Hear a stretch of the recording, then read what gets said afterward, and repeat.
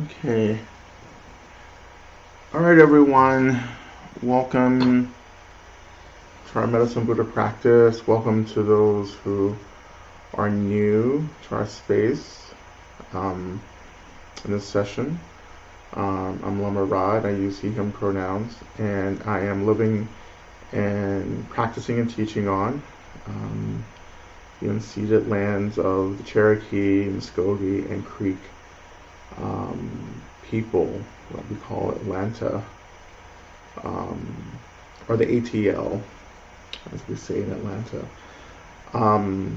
And this is, well, at least in America, I know people are tuning in from different countries. And here in America, this is Indigenous Peoples Day,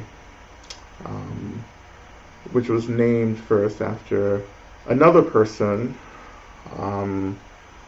whom we're not going to talk about. So I want to, for our practice today, I actually want us to do our land recognition practice. I think we did maybe late August or mid-August. And then we'll move from there into our main practice. I think today I want to do a little bit of work. I'm having some computer issues here.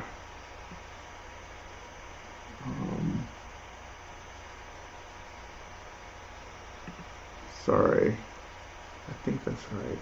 My computer wants to update all of a sudden. If I get knocked off or shut down, I'll be right back on, probably with another device. But I don't think anything's happening anymore. But anyhow. So working with, I think, some chakras today, just moving energy up the chakra system, which is the subtle energy body work, which is so much a part of healing. And as always, if you're new, I encourage you to just add prayer request, which is just right in the chat box here. You also see an ask a question box, and you can put questions in there as we begin. I think today I may start with the prayer request. So if we can go ahead and just put those in as soon as you can if you have any prayer requests. As you're doing that, I do have, looks like there's one question here, which I think I'll go ahead and answer as we come into the room. So last week I said I am no longer interested in people that do not want to be saved. And this is a question from Stevie. So I was taken aback by this comment, and it is a very strong comment. It's a very strong sentiment. And I sat with it in session, and now I think I get the meaning that makes sense to me, that those who are not interested in truth can move through their life in the way that they choose. Yeah. I mean, for the first part of that reflection, what are we really choosing, though, is my question. I don't know if this asks a question or an answer to your reflection, but I think there's something to be said about the real reality of karma. Here, that karma is, there's so many ways to think about karma, but karma creates patterns of behavior, but these patterns of behavior are set by previous patterns of behavior. So karma is like a training, right? It's training us to do something in particular. And in terms of Buddha Dharma, karma is being trained to get us free. Like we're training in karma to get free from delusion, or we're training in karma to get deeper in delusion. And the deeper or the stronger certain karma, well, the stronger the influence certain karmas have, the harder it is to make different choices that go against that karma, right? So like when you have like a negative karma, right, it's difficult to make choices that are more virtuous and good, right? And the same can be said with positive karma, which can be turned into merit, right? That it's harder to do negative things when you're trained so deeply in that positive karma and merit, which we call virtue. Like so, okay. So I don't know if that helped or not, but anyhow. So the point of this, people are doing things. They're on the path, right? And but for those of us who do live our truth, we will continue to represent, but no longer waste this precious rebirth in defending or even convincing others. Am I close? Well, right. Well, yes and no. Like, we're always practicing compassion for people, for ourselves and for others, right? So that's always happening. That should always be happening. But when I say, I'm no longer interested in people that don't want to be saved, because being saved is an experience of consent. I have to consent to getting free. Like, I can't be pulled and dragged to freedom. If that were the case, right, Jesus would have saved all of us. But that wasn't the case, right? We have to make conscious choices to get free. And if I try to free you, then, and if you don't want to be free, right, then I think that becomes an act of violence, right? And the best thing that I can do is just simply embody this project of liberation, right? I can just simply live my life and allow people to witness that and allow people to see what it looks like for someone who's embodied to get free. And then from that, then maybe that begins to influence people to think about freedom in different ways, to start making different choices, right? So it's not that I don't care, but it's a shift in energy. Instead of me just trying to like grab people and say, come on, let's get out of here. Like, doing that takes energy away from people who are already ready to do the work, right? And so that's the shift. That's the kind of thing that I'm talking about here with that statement. I think a lot of us spend a lot of energy trying to convince people to do things that they won't ever do. And I believe that seeing is believing, right? I grew up in religious community, Christian Black church community, and there was a lot of talking about what freedom looked like. But for me, I wanted to see it. I wanted to see someone practice freedom. I think that is part of our bodhisattva activity right now, is to simply embody what it looks like to be kind, to be compassionate, to be considerate, to be grounded. Like, let people see it, and if they see it, they can experience it. You don't have to say anything. Like, I don't have to proselytize, right? I'm not out on the street corner proselytizing, right? I don't go out of my way to proselytize. But when you come, like, you can come to this session, or you can go to, like Instagram or something like that. And I'm definitely expressing what I believe to be truth, but I'm not going out of that, right, to try to grab people necessarily. So So this is also a question about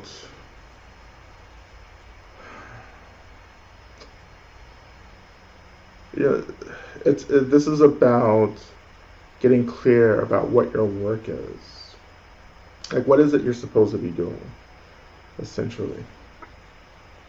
And some of us are doing things that we shouldn't be doing. And I'm not talking about unvirtuous things. I'm talking about we're just doing things, we're taking on work that's not our work. And that's leaving us really depleted. And this shift that I'm moving into, as this is like my retreat season. The fall is always, as I was saying before, it's the ceremony season. We're in the celebration of the mother right now, in Vedic Hindu tradition. So this is also contributing to what I'm thinking about right now. But one of my personal commitments right now and reflections is to let go of stuff that I don't need to do. It's to let go of relationships, let go of interactions, let go of organizations, and get focused. Get really focused about what's happening now. And that's part of the healing work. That's part of healing.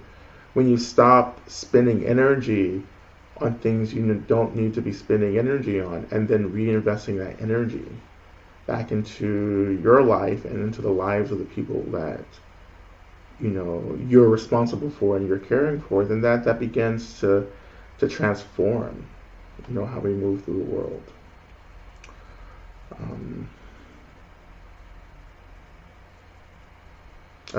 And so anyway, if you have more questions, go ahead and put them. I probably will get started with practice soon.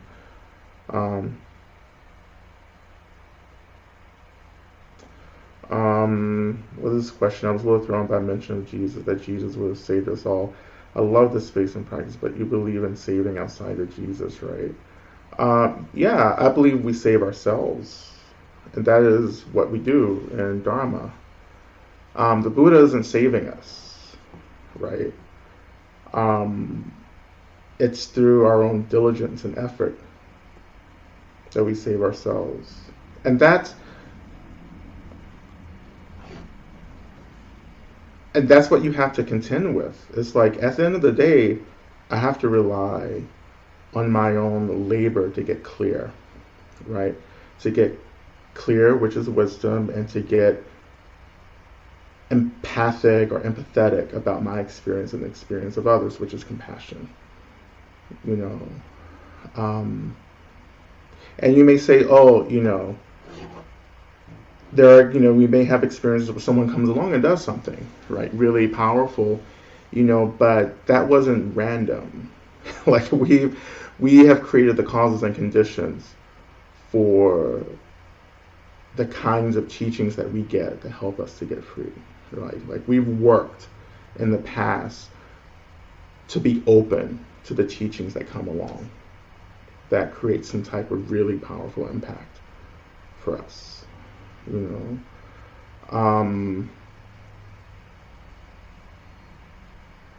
Nowhere, in the Bodhisattva material does it say that the Bodhisattva is going to free everyone. The Bodhisattva works to free people. But the Bodhisattva works to help people create the causes and conditions for themselves, for them to move through and over the threshold move over the threshold into enlightenment. But our willingness to work is the consent that what I'm talking about. You have to be willing.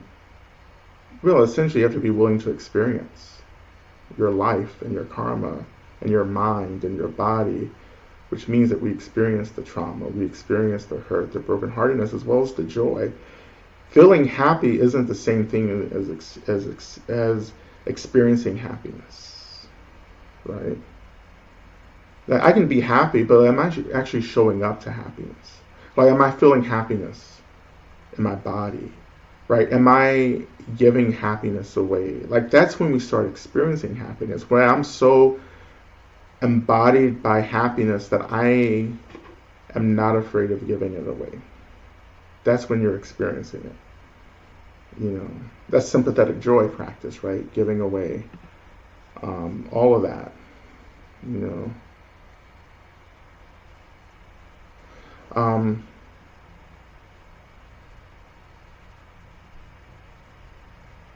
I'm going to answer this one last question, and then we'll get started. Practicing with your instructions has been a form of activist rehab for me, and considering the ideas of getting free and not trying to make others do the work, do you have thoughts on the value of direct action, being in the streets, lobbying elected officials? Sure. Like that's all still important. Like you're not. So I see this as a form of education, right? Direct action. It's like you're bringing awareness to something, right? After that, then people have to make a choice to get with it or not. It's like, are people making choices to really understand what's at stake through the direct action? Like when people are blocking traffic, right? That's getting people's attention. It's disruption, right? And after that, it's up to the people who feel disrupted to connect to why people are disrupting them. Like what's so important that someone will stop will put their bodies, in harm's way to get your attention.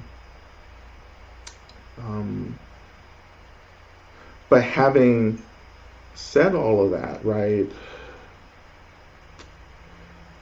we have to balance our activism with the reality that we're still in samsara, that you're not going to change samsara. Samsara isn't a project that we can use direct action to disrupt. Samsara is disrupting us. That's what samsara does. So you have to care about people. You have to care about change. You have to care about freedom, knowing that freedom has to happen through individual labor, and that this reality of delusion is inherently fixed. Like this is what happens. People suffer, right? In samsara. What I am trying to do is disrupt my relationship with delusion. And as I disrupt my relationship with delusion, then I'm disrupting my relationship with samsara. When that's disrupted, people will see you doing something different. They'll say, oh, like, what are you doing? You seem to be clearer. You don't seem to be overwhelmed. It's because you've disrupted that delusion. And a tiny bit of disruption actually goes quite a long way. In creating and carving out space to be in the world. Like I'm in the world, I'm in samsara, but like I'm not overwhelmed necessarily by samsara. Samsara is an experience. I get that this realm is based on suffering and desire. Like that's not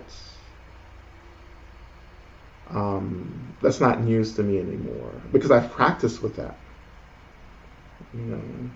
I get that there's violence. I get that there is hate. I get that there's so much happening that's not good, that's not conducive, right, to peace and harmony and happiness, right?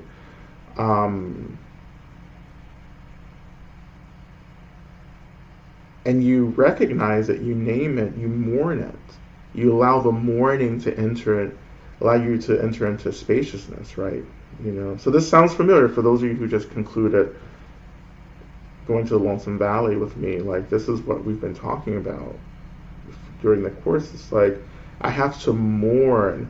Mourning is experiencing the brokenheartedness of being in a situation which I feel like I don't have agency in.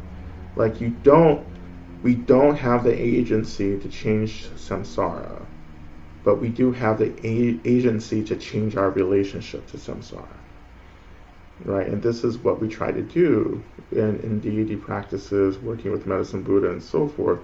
You're trying to develop a different experience of who and what you are, instead of letting samsara reflect back to you what it thinks you are. Which is deluded and sad and depressed and this and that and so forth. You're earning a different understanding of what you are in the practice, which begins to disrupt what samsara is trying to reflect back to you about who you are.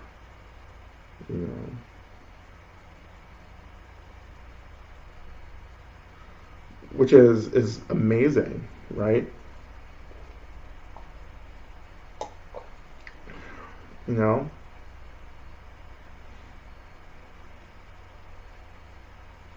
But again, you have to get clear about this.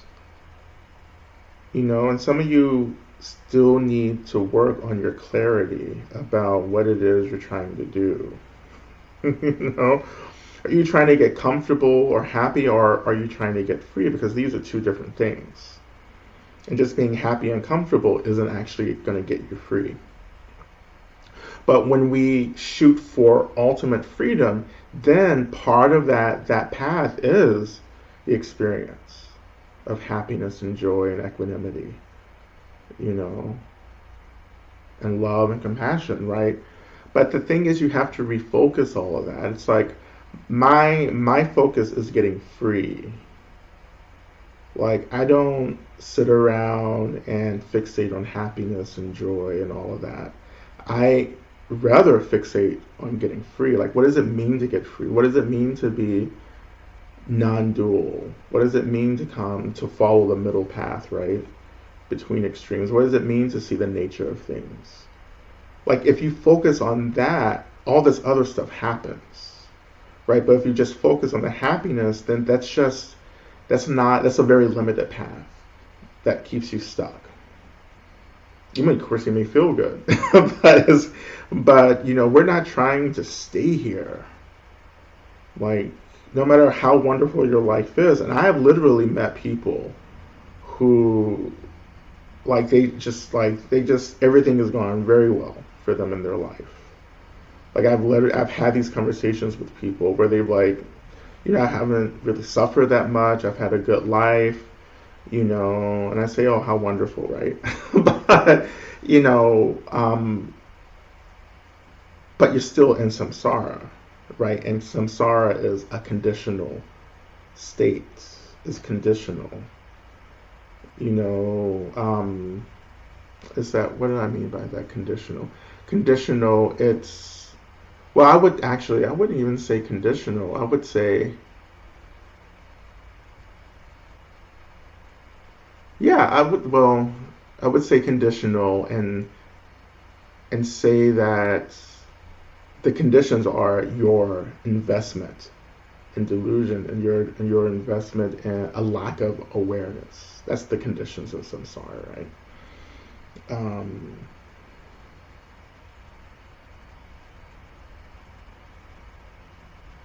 But again, like, what's your goal? Like, once you start really getting serious about ultimate freedom, then you will see boundaries and your focus in the world change. You'll see a kind of wisdom emerge, right? Because you begin to understand that this is not our home. Like, the essence, the emptiness, the spaciousness of all phenomena, that's our home. That's what we're trying to get back to, right? We're trying to move from the delusion of the world into the clarity of the nature of things, of everything.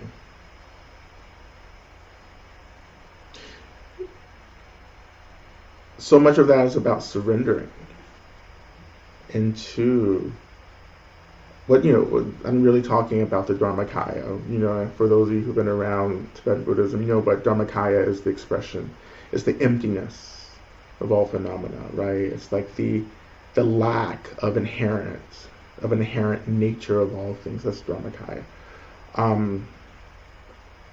That's what we're trying to return back to. That's our home, right? Not the delusion, not the world of phenomena, but the experience of emptiness is what we're trying to return to. Emptiness, space,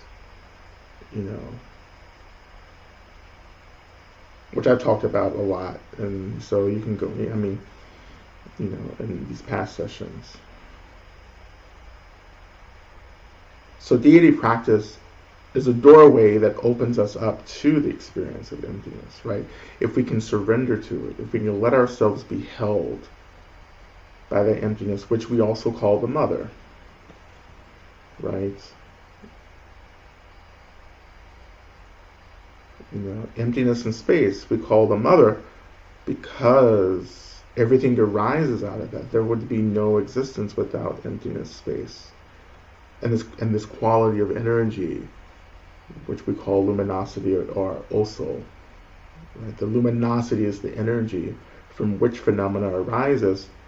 Emptiness, spaciousness is the space needed for this energy to arise, and the emptiness is what gives the arising of this energy limited potentiality to manifest in whatever.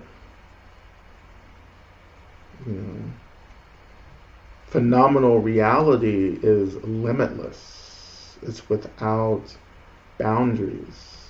There are countless worlds and planes of existence. There are countless kinds of beings, and time is non-linear. Everything is possible, everything is happening, because everything is just a thought, right? If my mind is also an expression of this emptiness and luminosity and space, right, then my mind is basically the heart of phenomenal reality. Or another way to put that is that, like, my mind is the essence of everything. So phenomenal reality is an expression of this emptiness and space and luminosity. Then, and if my mind is also the expression of the same thing, then there's no difference, right? So when we say, that my mind pervades everything, it's simply saying that, like, the essence of my mind is the same essence of all phenomenal reality, is one essence. So when I think, I am creating reality, and of course we create narratives, and then from those narratives we create reality, and that reality can become a reality for me, right, if that thought is strong enough. And particularly if we're not, if we're disembodied, right, when we pass into the bardo of the spirit realm, a thought becomes a reality, right? And this is why we train so hard in meditation, to begin to retrain our minds, so that when we enter, when we leave the body into the spirit world, bardo, like, our thoughts aren't just arising, creating realities for us that we have to deal with, because that's how a hell realm emerges, right? This is, a kind of experience that's really uncomfortable. It's really hard. It's a thought, and it's also an emotion, right? If our, for instance, rage or anger is just super out of control, then that's going to create a reality for us. That's real for us. Ultimately not real. Nothing's real, right? But relatively it becomes real. Like, samsara is real for us, but ultimately it's not real. Like, but in this moment it's real.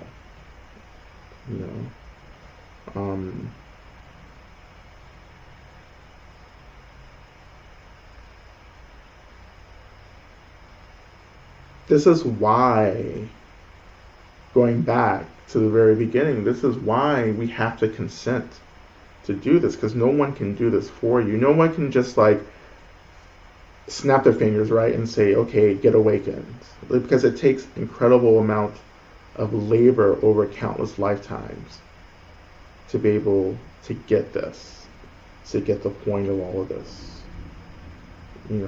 Like is this particular path of freedom, which we call Buddha Dharma, which Buddhism doesn't really exist outside of this reality, but we have these words and images and phrases which we call Buddhism, and what Buddhism says, is that,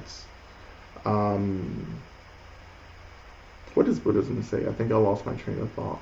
What Buddhism says is that, Buddhism is about the experience, and it says that we have to experience things to get free from it.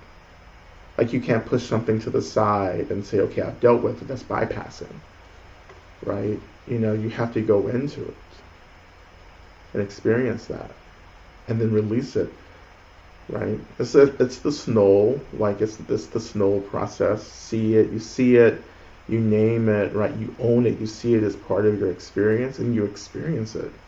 What does it feel like? You get curious, and then, once you've had enough, right, you let it go, and you just kind of let it float out there, right? That letting it float is really important, because it's about being in a relationship with something where we're just allowing something to be there.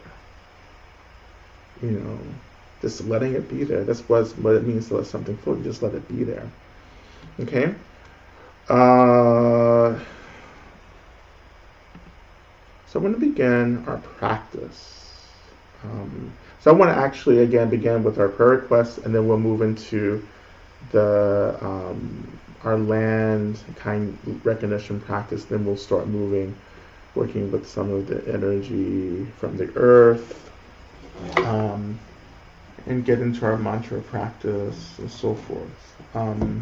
But to begin, speaking of mantra, I want to begin with our kind of opening mantra, which is Om Minla Sangye Kino Soha. Om Minla Sangye Kino Soha, which Minla Sangye meaning is the Tibetan name for medicine Buddha. Minla is Buddha. Minla is medicine. Sangye means Buddha, but particularly means purified.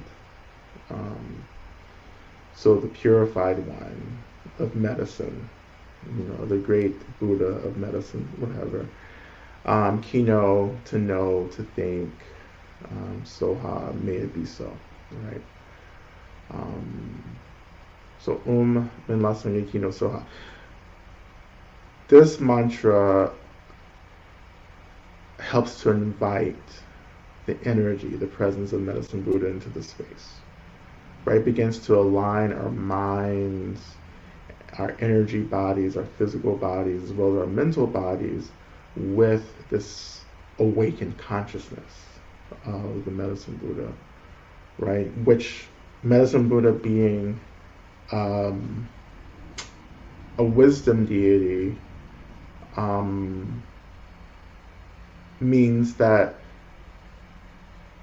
medicine Buddha is a deity that arises directly from the Dharmakaya, from the emptiness, right? Opposed to being necessarily a worldly deity, which we've talked about before. A worldly deity meaning a deity who may exist in another plane, who may have a lot of power, who is connected to this world, but may not be enlightened, right? But regardless of that enlightenment, many of these worldly beings are still good and virtuous and trying to help, and so they can sometimes take on the appearance and the form of wisdom deities to help,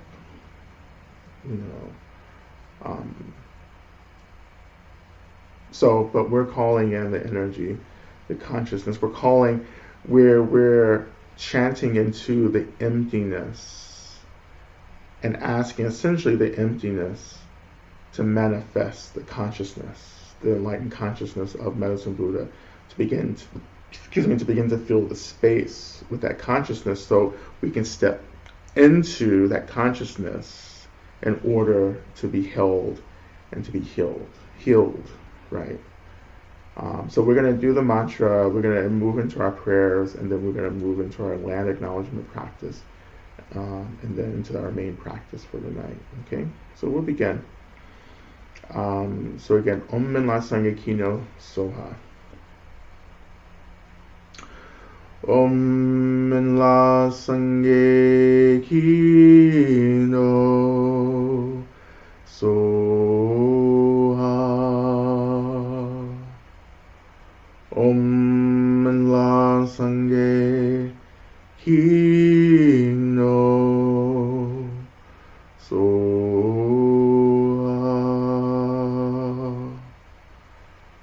Om Min La Sangye Kino Soha. Om Min La Sangye Kino Soha.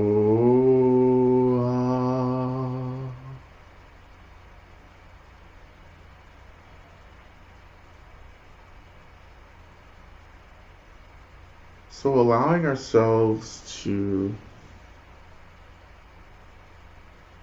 feel the presence of the awakened consciousness of Medicine Buddha, of Minla Sangye. If you don't feel anything, that's fine, but it could be just a trust, right? That you've called in energy that's beneficial and benevolent and compassionate. It's holding us in this space. It's actually holding whatever formless beings are around you in this space, be it ancestors or other spirits.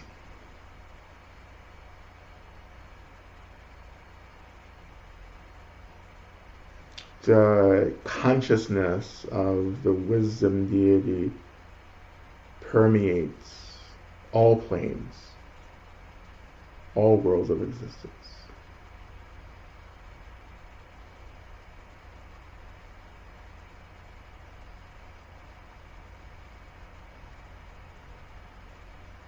We can go a little further and we can invite our benefactors, our 7 homecoming circle, into the space as well. So any beings that love us, who care for us, inviting those beings to be with us, our teachers, guides, spiritual friends, our dharmas, our wisdom texts.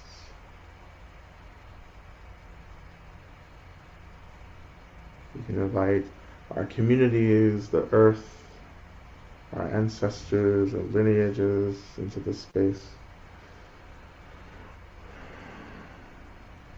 And as always, we call into the space what we need. We exclude those resources that we don't need. This is your space. You have agency to create it in any way that you want. You're the bouncer at the club, so you have the right to reject people or beings that aren't in line with your project of getting free.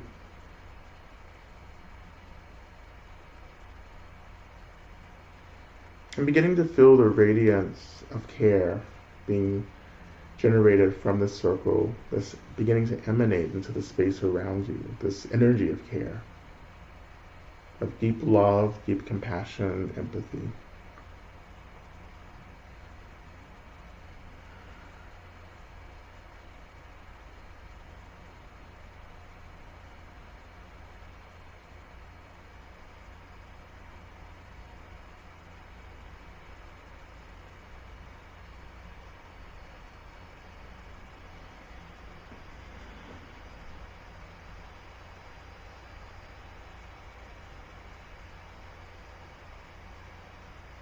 And beginning to allow yourself to be filled with this energy of care. Again, drinking deeply from every pore opening in your body. Just allow yourself to just maybe inhale deeply through every opening in your body, this energy of care, so it gets deep and saturated into the body.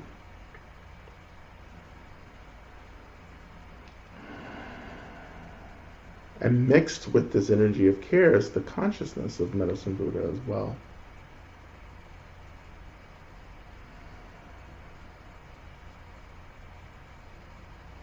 And we turn our attention to our prayer requests. And again, I ask all benevolent beings to hear and hold our prayer requests, and we ask them to work and act on our behalf to bring about the best possible outcome for all the prayers that we've offered. So to all the Buddhas, Bodhisattvas, Yadams, Dharma protectors, to all the angels, to all the gurus and spirits, to God, the Mother, to all saints, to all great change makers, to all benevolent beings, we ask you to hear these prayer requests, and we ask you to act on our behalf to create the change that we're praying for in the lives of those we're offering prayers for.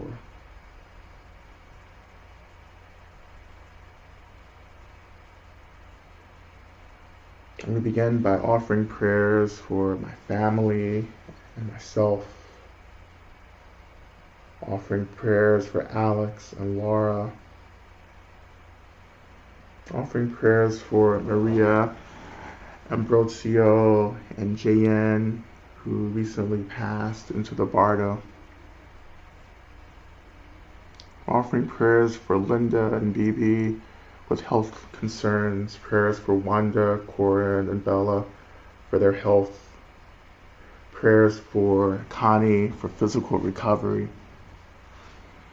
and offering prayers for clarity and kindness, offering prayers for our earth to return to indigeneity, for our communities to center indigenous wisdom, for nonviolence in all forms, offering prayers for my sister Militia as we observe the recent anniversary of her difficult passing. May she continue to find freedom. May my and my siblings' hearts heal. Continue to offer prayers for Evan, who is at odds with his physical, mental, and spiritual health, and for his family. Prayers for Emily as she makes choices and changes for her self-care. We're offering prayers for my friend Chris, who transitioned and left her skin. May her transition through the bardo be filled with light and without obstacles. Prayers for her 2 children and their father as they move through their grief. Prayer that my heart stays strong and open as I continue to do my healing work. We're offering prayers for Robin, who recently transitioned to the bardo, for John, who has had a coronary event and is on life support with little brain activity.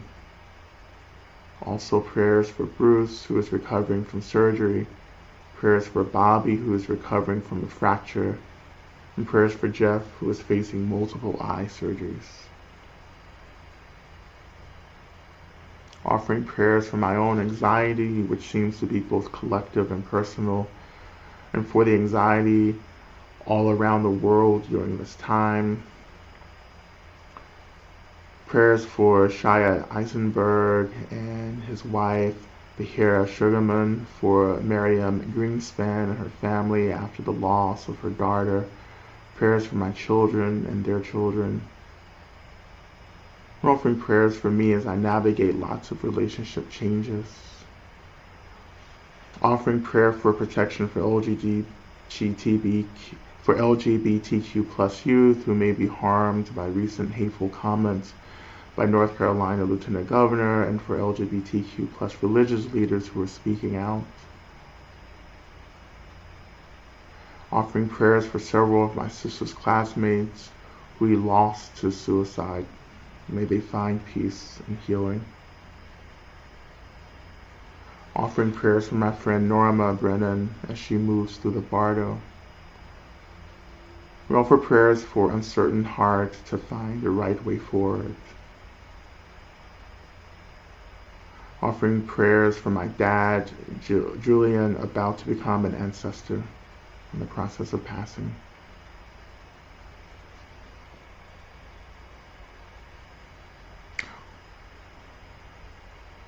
Offering prayers for granddaughter Sierra Kathleen, who's homeless, addicted, and lost and missing.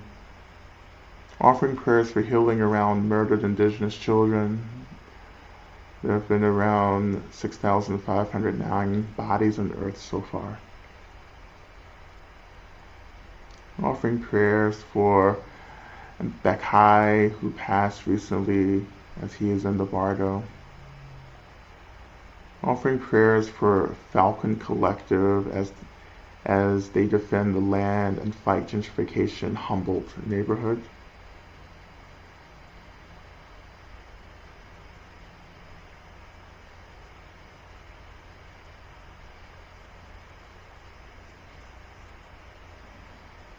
We're offering prayers for Angela, offering prayers for Lama Rod, who is recovering from a serious auto accident. And I'd like to offer prayers for my uncle Daniel, who will be shortly having heart surgery. I continue to offer prayers for Nina. I continue to offer prayers for Gopima and for the alleviation of all of her obstacles around sustainability and care.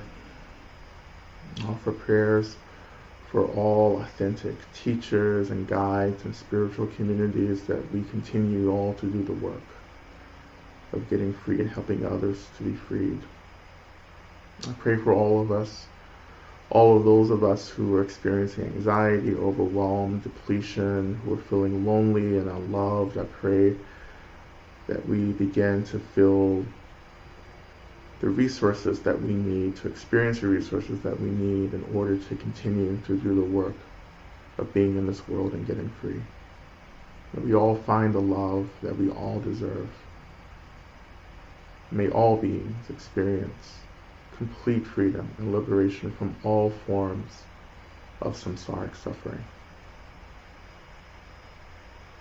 And offering all these prayers out into the space around us to be carried up and taken up by these beings around us committed to the liberation of all beings.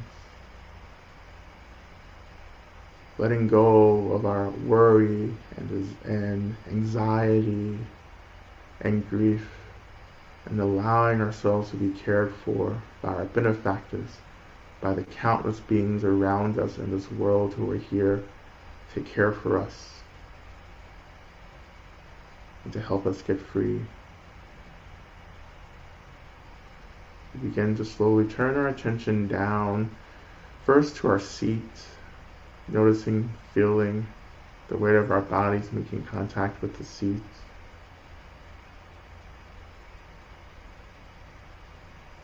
Now wonder if you can trust the seat to hold you right now. What does it mean to be held by the seat? If you don't trust anything else right now, can you trust the seat to hold you?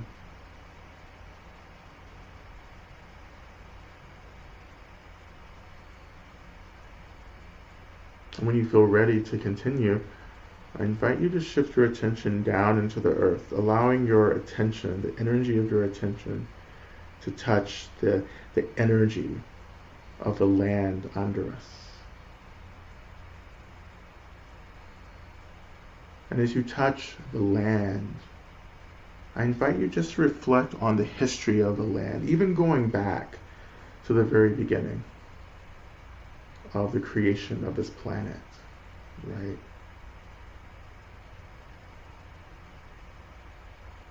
Of all of the debris and rocks and asteroids in the space that started colliding together and clumping together to create this mass.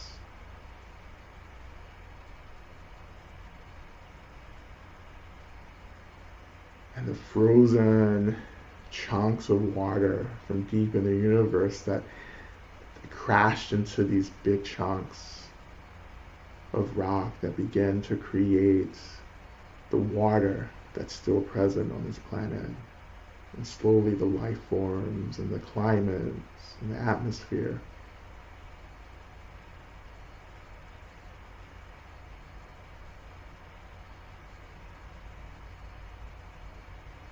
Moving through the development and the arising of the first organisms, reflecting on how these single-celled organisms began to become more complex, giving form to multiple, countless forms of life, of animals and plants. And then the rise of humans,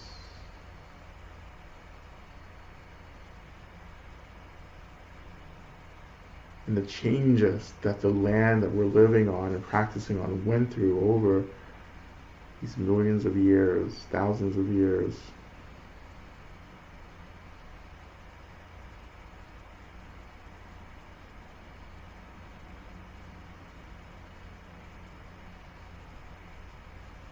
We begin to think about the communities who cared for this land well before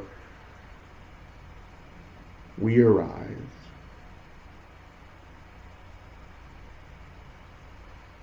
These early civilizations and communities. Maybe some of them that are so old that we don't have any record or evidence that they were even here, but maybe thinking about those people, those communities who we know about. Maybe those indigenous communities are even our ancestors.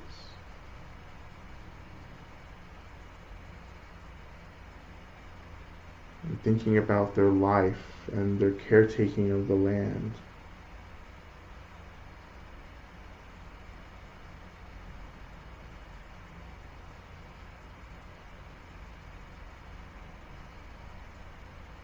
Thinking about these lives and the labor they put into being in relationship to the natural world.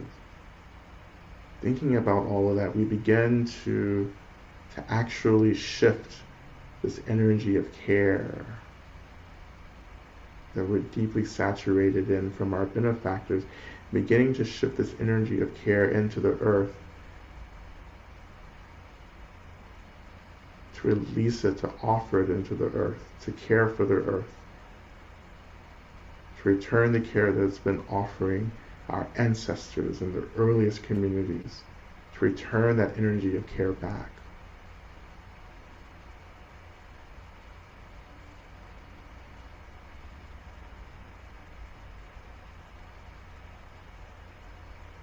And we allow ourselves to hold the space for what has been lost, what has been disrupted, what has changed, what has been replaced.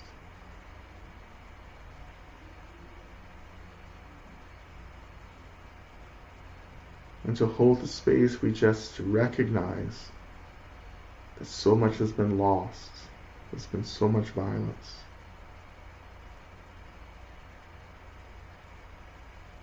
And we allow this love, this care from our benefactors and the enlightened consciousness of Medicine Buddha to actually begin to help us hold these narratives and these experiences of violence and harm and change.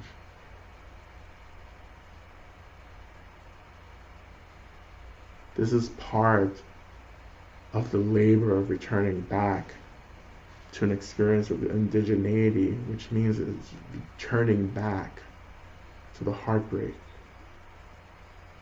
back to the land, to the earth, back to naming what has been lost.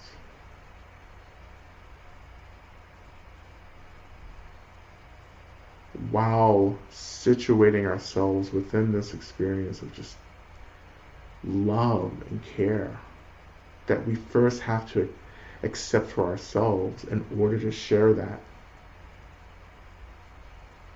with others and with the land and with all beings.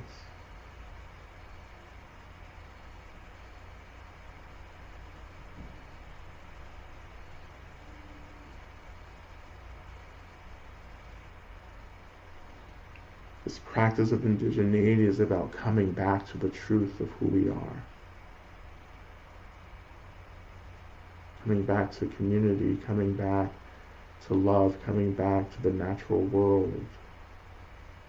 Turning away from these artificial systems of hierarchy and violence. Turning away from bypassing everything and turning into where it hurts. And asking for the help to be there in the places where it hurts.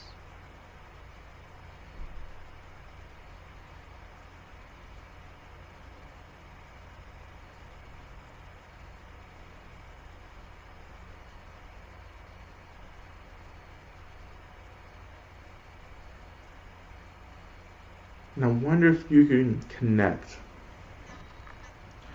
to the vibrancy, the living, potent, life-giving energy of the earth. Can you feel that? Can you feel the consciousness, the livingness, aliveness of the earth, of the land? That despite the violence, the earth still remains alive and potent and life-giving.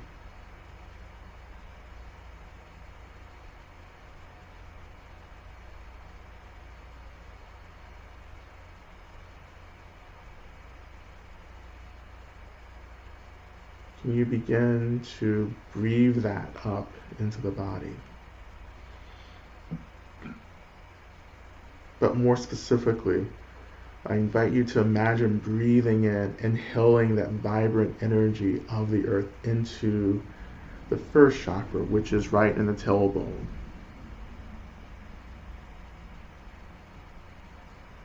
As if you're just inhaling from the earth right into that first chakra, the tailbone, which is the chakra of home, of foundation, of settledness, of connectivity, of groundedness. Can you activate that first chakra through this potent energy of the earth, which the first chakra is directly an expression of the earth, of the land.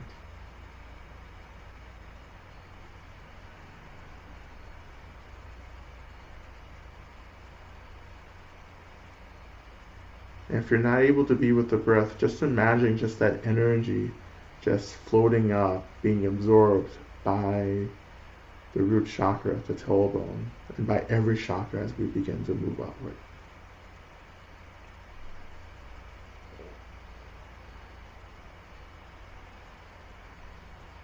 Now shifting our attention up to the second chakra, just around the pelvis.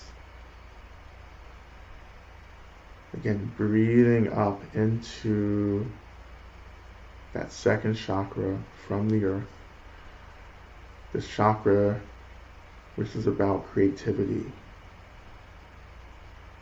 also about connection, about sexuality, about eroticism.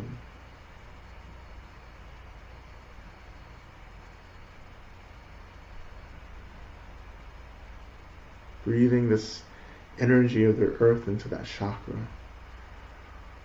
Feeling the awakening of creativity and fluidity and eroticism, which is just a deep attraction and curiosity of phenomena.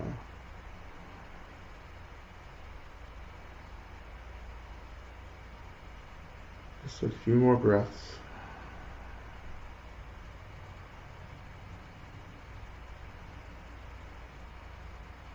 And shifting up into our navel area, into the third chakra, the solar plexus.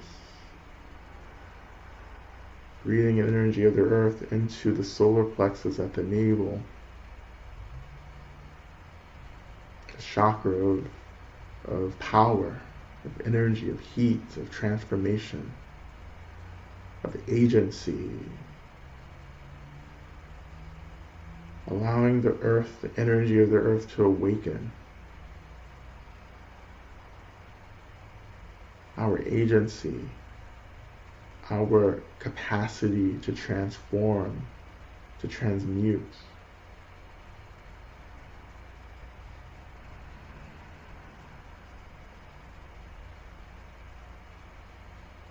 Just a few more breaths here.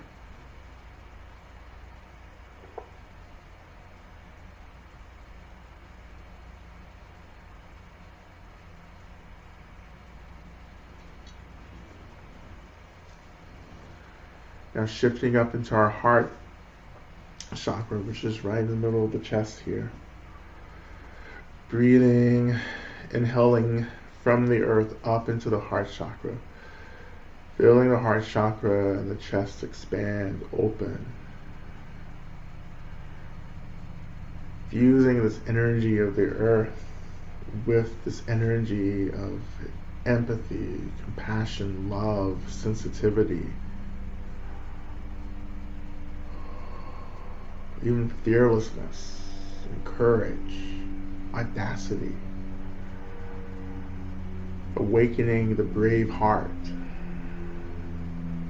And the heart is brave because the heart helps us to love unconditionally. There's nothing braver than to love. Allowing the energy of the earth to fuse deeply with the energy of the heart.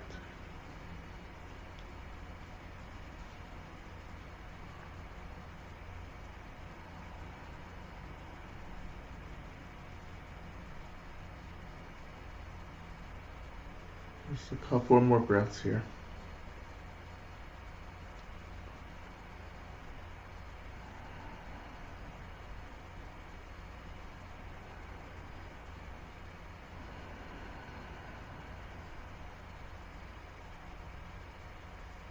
And now shifting our attention up to the throat chakra.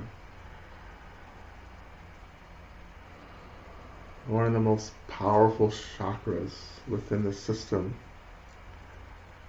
The chakra of communication, of speaking, of bringing things into reality.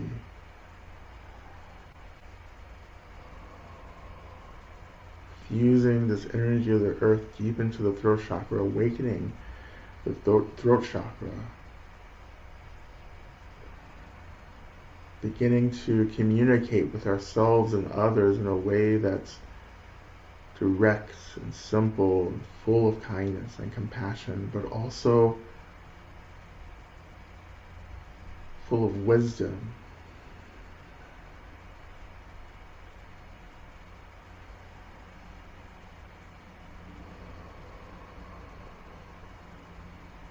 Just a few more breaths here.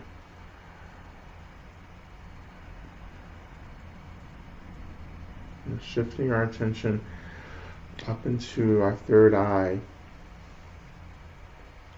the chakra of piercing into actually the true nature of all phenomena. Awakening into pure wisdom. Beginning to see all the expressions of reality, all the folds and layers of existence. Beginning to feel it. Breathing this energy, inhaling this energy of earth into the third eye, grounding the third eye, and awakening it at the same time.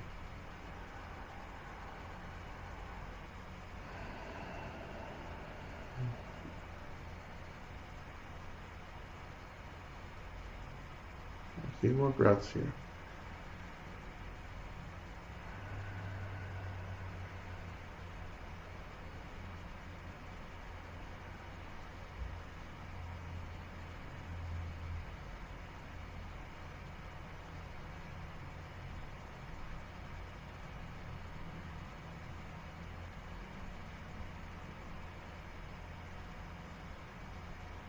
Now shifting our attention up to the very top of the head, the seventh chakra, which we sometimes call the chakra of Brahma, the chakra that connects us to higher realms, to heaven, to the mother.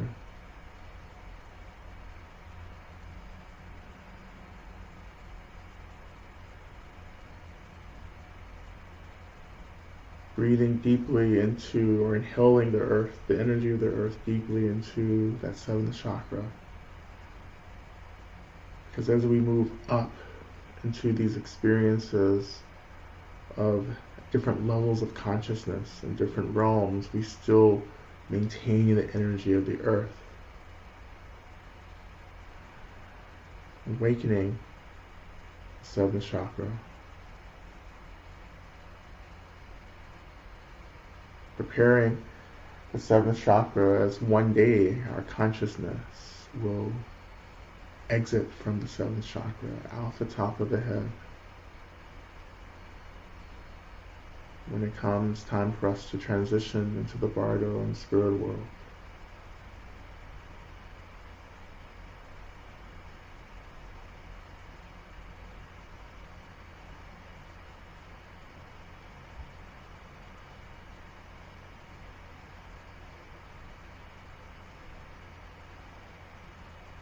And slowly we begin to allow the breath, or just your basic visualization,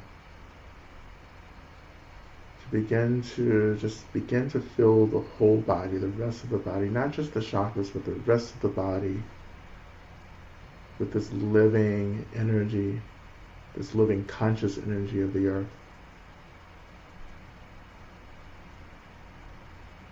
And as we practice that, we turn our attention to our main mantra, allowing the mantra to galvanize, to spark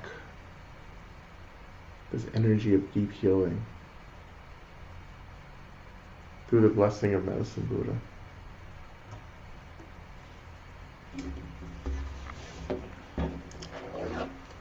O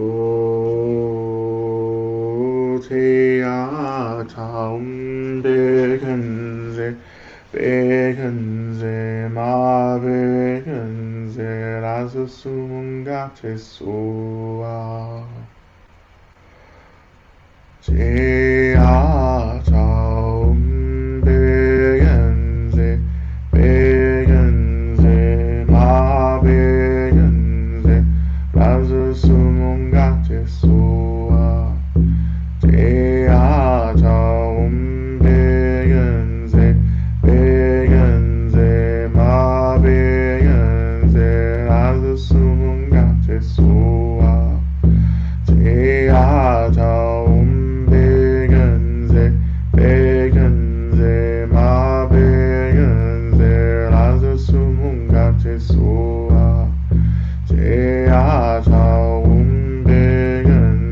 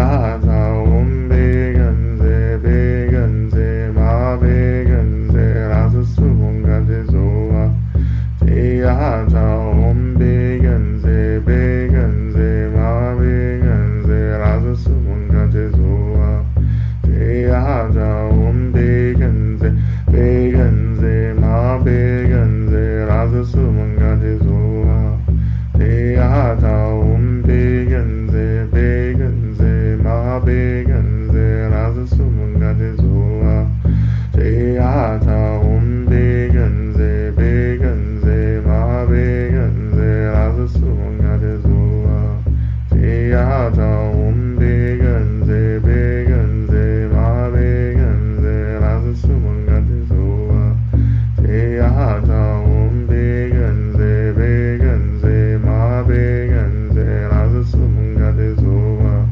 Teata Om Beganze Beganze Ma Beganze Rasa Sumungate Zoa Teata Om Beganze Beganze Ma Beganze Rasa Sumungate Zoa Teata Om Beganze Beganze Ma Beganze Rasa Sumungate Zoa.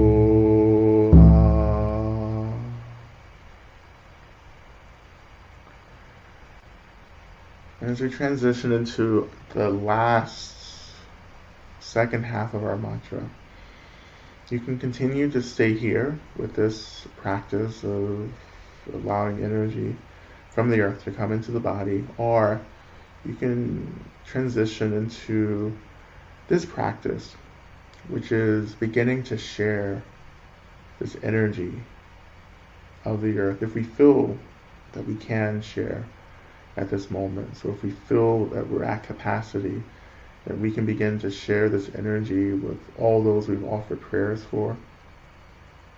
We can begin to offer this energy to our ancestors,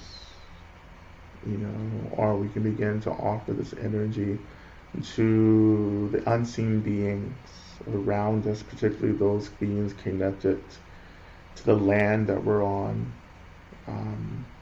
including spirits of indigenous people whose spirits are still here with us, offering this energy of earth. But it's not just the energy of the earth, it's also being mixed with the energy of care from our benefactors. There's also the energy of Medicine Buddha's consciousness. So this potent energy, we begin to radiate out. So we can imagine that we're like a star, like Tara, who's the star that guides us, from delusion to wisdom and compassion. But imagine that we're like a star radiating this energy of care, of stability out to all beings who need it right now. Okay, and so we continue with our last part of our mantra. O Teata Om Beganze Beganze Ma Beganze Rasa Sumungate Soa Teata Om Beganze Beganze Ma Beganze Rasa Sumungate Soa Teata Om Beganze Beganze Ma Beganze Rasa Sumungate Soa Teata Om Beganze Beganze Ma Beganze Rasa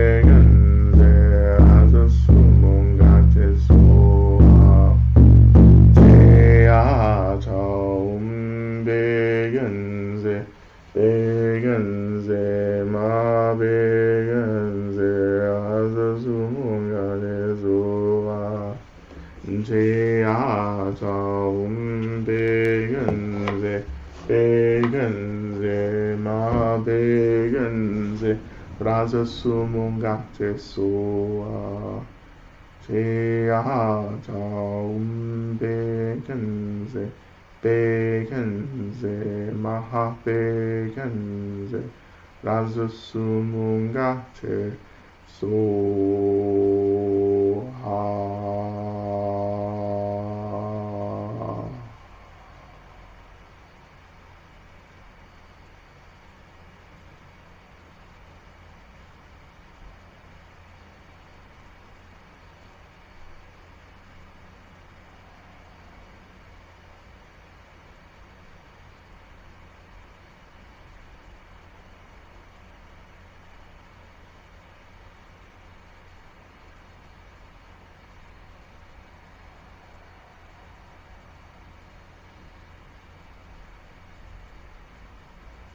And so we begin to transition out of our practice and we turn our attention to our benefactor circle, our 7 homecoming circle around us.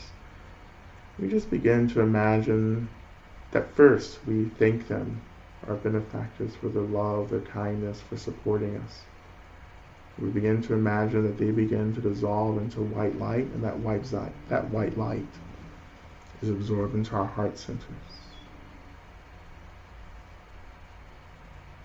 And again, we dedicate our practice to the liberation of all beings, that all beings may one day develop their own consent to get free.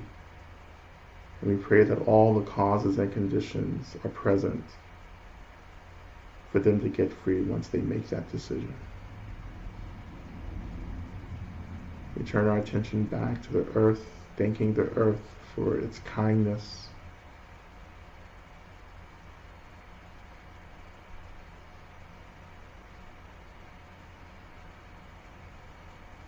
and as we transition out of the session, I pray that we continue to stay connected to the consciousness, the livingness of the earth, that we return back to the earth as much as possible in order to feel restored.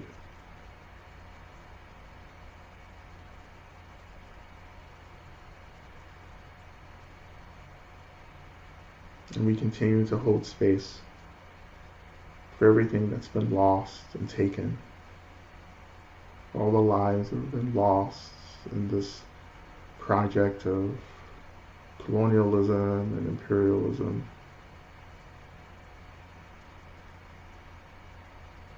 That we, in this moment, begin to make commitments to return back to our own indigeneity, to the earth, to honesty, to the heartbreak, to the compassion.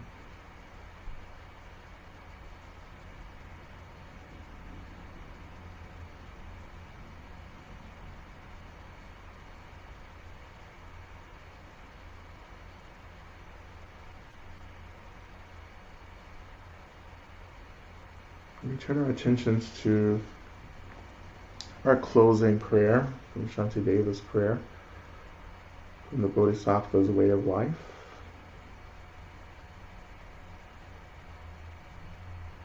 And we'll recite this 3 times. May I be a protector to those without protection, a leader for those who journey, and a boat, a bridge, a passage for those desiring the further shore. May the pain of every living creature be completely cleared away. May I be the doctor and the medicine, and may I be the nurse for all sick beings in the world until everyone is healed, just like space. And the great elements such as earth, may I always support the life of all the boundless creatures, and until they pass away from pain, may I also be the source of life for all the realms of varied beings that reach into the ends of space. May I be a protector to those without protection, a leader for those who journey, and a boat, a bridge, a passage for those desiring the further shore. May the pain of every living creature be completely cleared away. May I be the doctor and the medicine, and may I be the nurse for all sick beings in the world until everyone is healed, just like space, and the great elements such as earth. May I always support the life of all the boundless creatures, and until they pass away from pain, may I also be the source of life for all the realms of varied beings that reach into the ends of space. And finally, may I be a protector to those without protection, a leader for those who journey, and a boat, a bridge, a passage for those desiring the further shore. May the pain of every living creature be completely cleared away. May I be the doctor and the medicine, and may I be the nurse for all sick beings in the world until everyone is healed.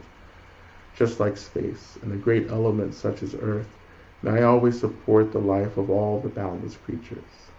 And until they pass away from pain, may I also be the source of life for all the realms of varied beings that reach into the ends of space.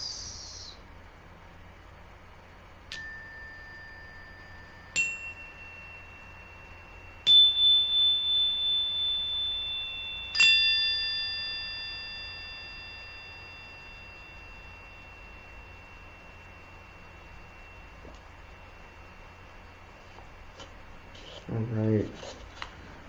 Thank you all so much for your practice.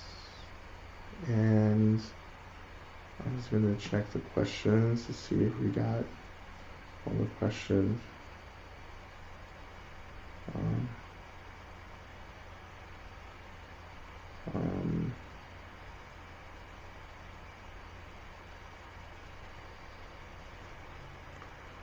Any tips for offering grief to the river, to the mother, etc.? When I offer, I want to really make my offer good. I am holding back a lot of the time, bracing around the grief. Yeah, well, the bracing is it's kind of an anticipatory relationship to grief. Like there's the grief, and we're also anticipating other things around the grief. And the thing about the grief is that over time we begin to use it to form a sense of self and identity. And to let go of the grief means that we have to negotiate who we become after the grief, right? So there's a kind of comfort that arises from being really fixated on the grief. So to really offer grief, we have to trust that we will survive. Like we have to trust that we will know who we are when we offer the grief to the river, to the mother, to the deity, whomever we offer it to, right? To let go. And sometimes that's what we're actually really afraid of, is like, who are we if we don't have these things around us that we use to form a sense of identity with, right? That's one of the trappings of samsara, is that we're using samsara and all the phenomena to create a sense of identity, which in fact our sense of identity should come from the experience of emptiness itself, right? The experience of space itself. Space should be defining us, not the contraction around phenomena, which is a lot. So you have to go and practice with that. That's what keeps us bound in samsara, is when we're using samsara to figure out who we are. I am learning to use space to figure out who I am, and the emptiness to figure out who I am. Freedom is about leaning into the space and letting yourself dissolve into the space, not leaning into the contraction and the fixations and the ego clinging, which grief is a part of that. Right? So it takes time to do that. So when we offer, if we're talking about the mother, when we offer to the mother, we also have to understand that we're being held by the mother as well. Like, we're not going to let go of something and then get dropped. We're going to let go and be held and nurtured. That's how that goes.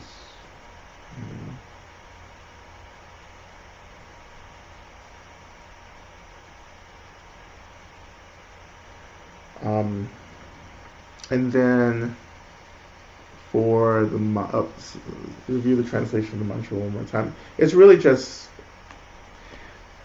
there's actually not really strict, rigid translations of certain mantras. So, and the Medicine Buddha mantra is one of those. But there are mantras like Om Mani Padme Hum, which has a really very simple. Well, the translation is simple. The meaning is actually quite profound. But with the Medicine Buddha mantra, it's just like asking Medicine Buddha for healing. That's pretty much it. To bring about healing for ourselves and for others around us.